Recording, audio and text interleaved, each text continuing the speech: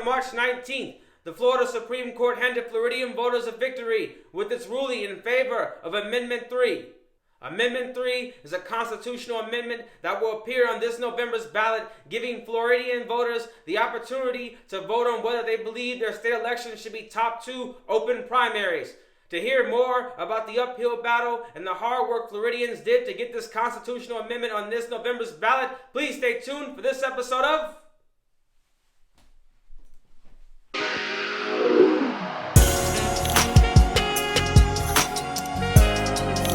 In this age of congressional bipolarization, the Democrats and Republicans can agree on one thing, and that is that the two major political parties should be in control of the election process. But thanks to Steve Huff of Florida Fair and Open Primaries and a local tycoon mega donor, Floridians will have their say about the stronghold the two major political parties have held on Florida's state elections. If you like, click the links in the description section below to learn more about these amazing organizations and the legwork they've done to make Amendment 3 possible on this year's ballot. But before I continue, let's take a minute to hear from Steve Huff of Florida Fair and Open Primaries. Steve? Hi, this is Steve Huff. I'm the director of Florida Fair and Open Primaries. Last week, Jarrell asked me to do a short video about our efforts to enact top 2 open primaries here in the state of Florida. In 2017, I took over leadership of Florida Fair and Open Primaries. It's a grassroots organization. It's all volunteers, non-funded. And we began our efforts during the Florida Constitution Revision Commission's process to enlist support for open primaries. They held public hearings across the state, and we turned out dozens of people in support. We had one commissioner actually propose a top 2 open primary. Unfortunately, after it passed one committee, it was killed in the second committee, and the full commission refused to hear it.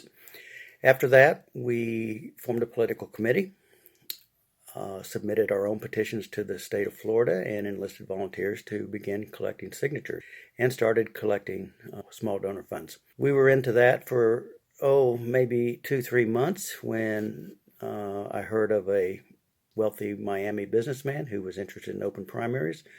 So we put our operation on pause and awaited to see what he was going to do.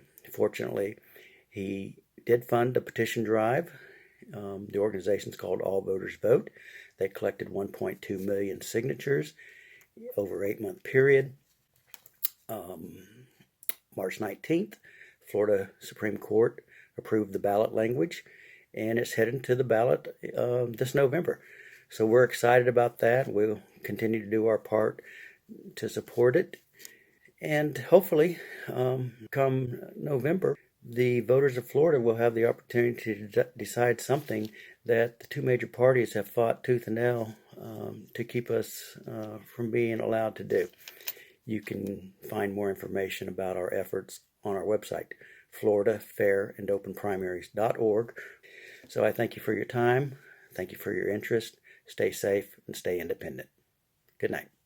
In Florida, to place a constitutional amendment on the ballot, proponents must collect signatures equal to 8% of the total number of votes cast in the last presidential election.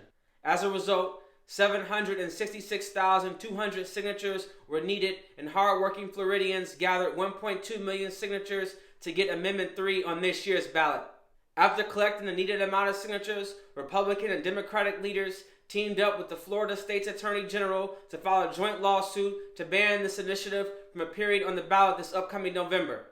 Their reason for the lawsuit was the ballot language failed to inform voters that this initiative would upend the 100-year tradition of closed primaries in Florida. Poof, I say. This act of subterfuge is a disgrace to American democracy. They won't tell you this, but the real reason for their dissatisfaction with this initiative is that Amendment 3 has the potential to end the party's control over state elections. The actions of the Democratic and Republican parties are an abomination to our democracy. They ought to be ashamed for trying to stifle the voters in such a manner. If Amendment 3 passes, all eligible candidates will appear on one single ballot, and all registered voters, regardless of party affiliation, will be able to vote for the candidate of their choice. Furthermore, the two highest earning vote getters will advance and duke it out for the victory in the general election. Does that mean that two Democrats or two Republicans could face off in the general election? Yes, that could be a possibility, and so be it, if that's what the voters choose. Although some may see this possibility in a negative light, it is great that voters will have more say in Florida state elections.